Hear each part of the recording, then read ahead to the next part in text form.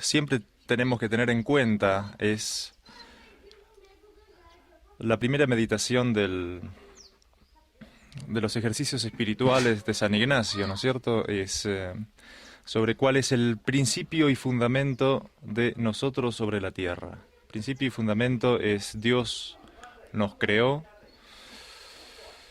para que nosotros le conozcamos, le amemos y le sirvamos en esta vida para luego gozar de la vida eterna.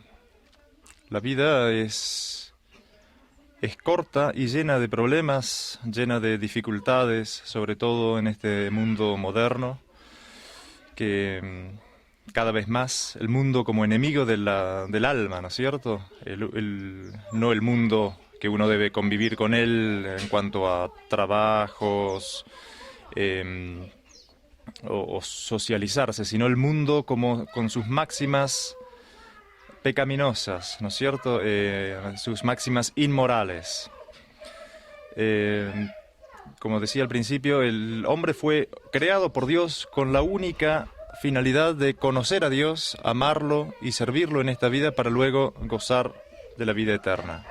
Y toda la vida humana, nuestra vida, tanto sea más larga, más corta, más llena o menos llena de dificultades, debe ser con ese norte, como con la brújula nos guiamos para ir a un lugar, así eso debe ser nuestra brújula para salvar nuestra alma, en definitiva. No tiene otro sentido esta vida sobre la tierra, ¿no es cierto?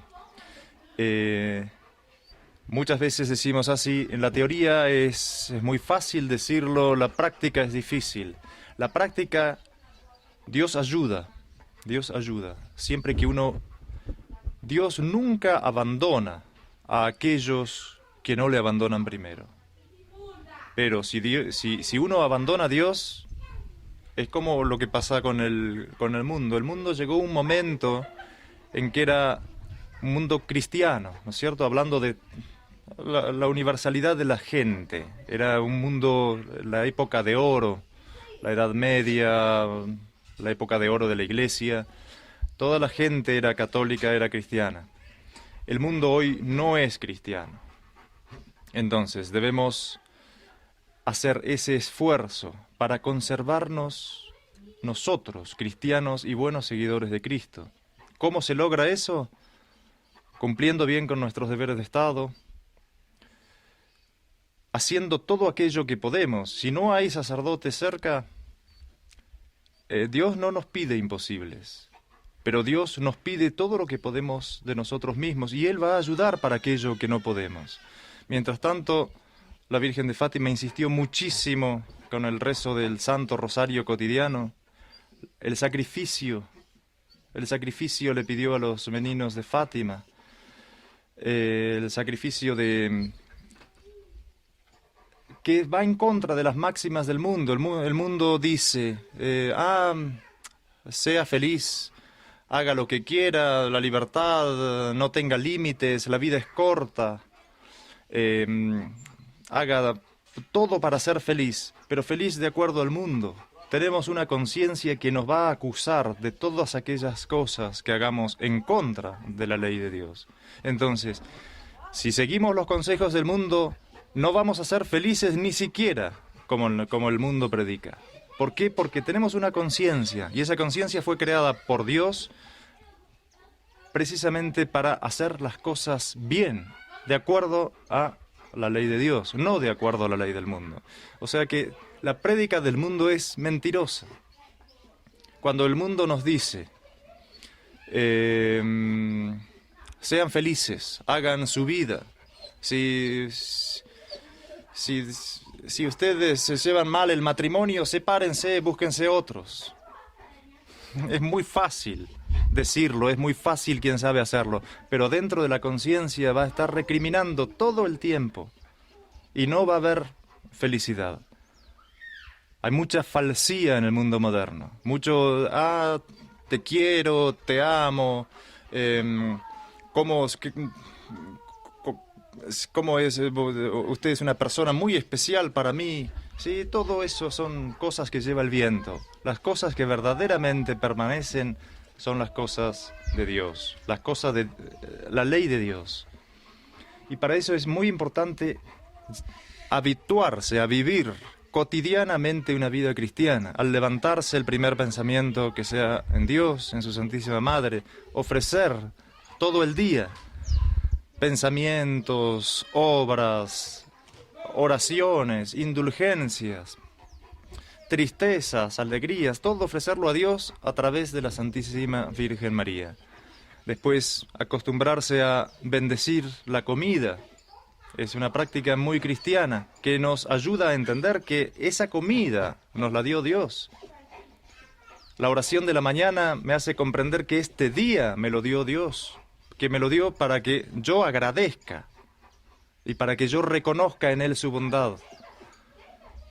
Después, también a la noche, tratar de hacer un examen de conciencia de cómo fue ese día. Si fue mejor que el anterior, si fue peor, qué debo mejorar, qué debo aumentar, cuáles son mis virtudes, cuáles son mis vicios.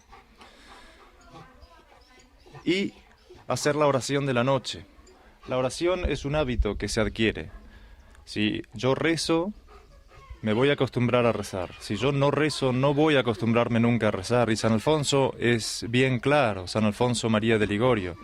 Es el que reza se salva y el que no reza se condena.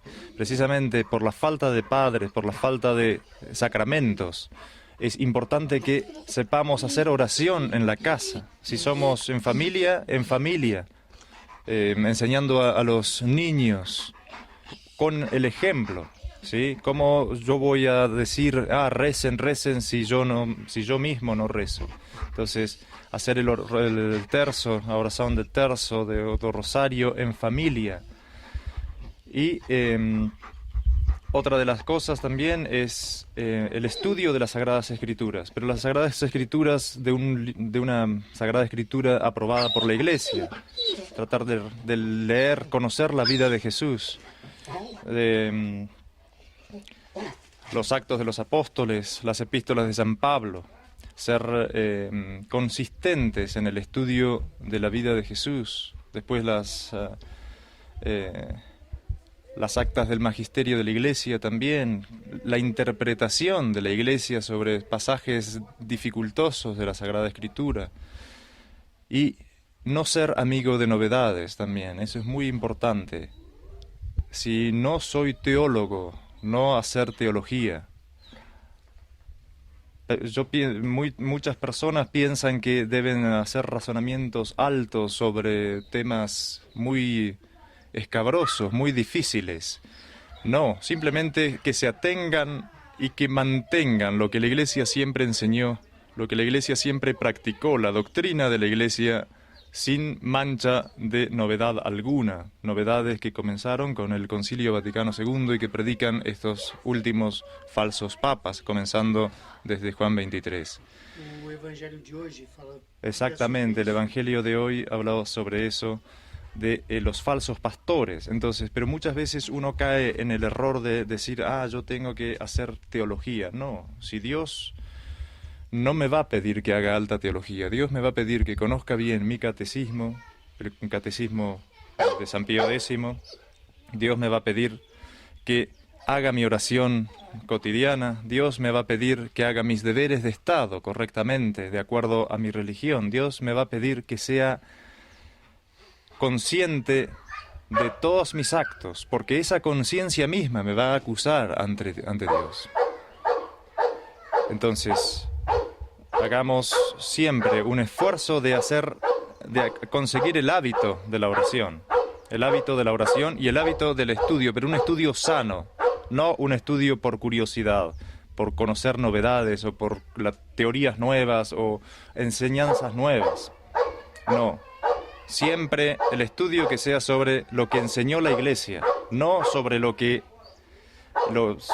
sobre todo ahora que no tenemos la posibilidad de consultar con un papa bueno, porque no hay papa. Entonces no saquemos novedades, no lleguemos a conclusiones erróneas, porque a eso nos va a llevar precisamente los estudios si nos metemos en alta teología de cosas que no sabemos. Dejemos a los teólogos el estudio de la teología y dejemos para nosotros el estudio de lo que ya está enseñado por la Iglesia Católica. Eso es muy importante para todos en general. Para todos en general. Pienso que siguiendo eso y, por supuesto, en cuanto podamos siempre tener los sacramentos, aprovecharlos al máximo, haciendo confesión de nuestros pecados, haciendo la comunión, cuando no podemos hacer la comunión sacramental, hacer muchas veces diarias la comunión espiritual, pidiendo a Jesús que venga a nuestras almas.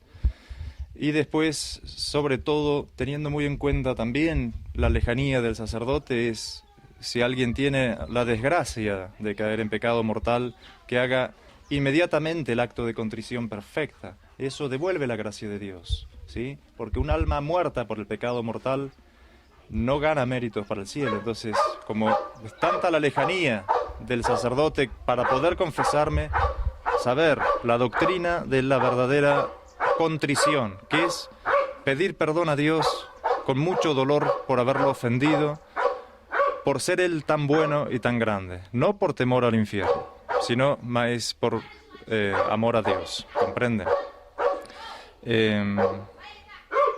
Pienso que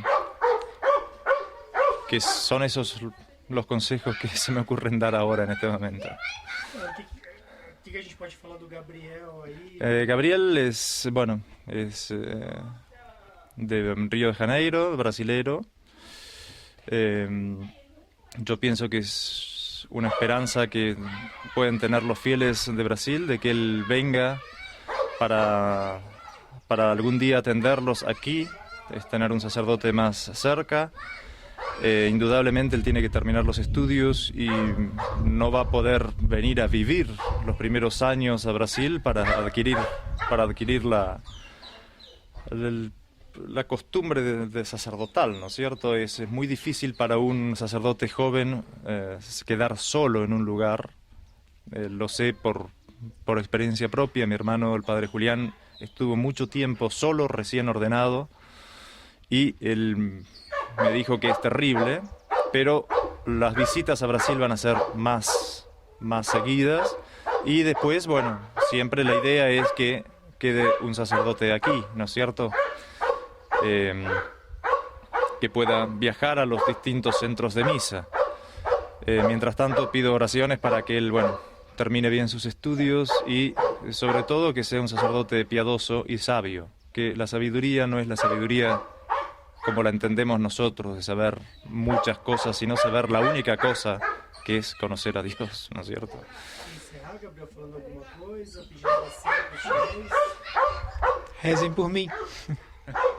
Eso es lo más importante para la perseverancia.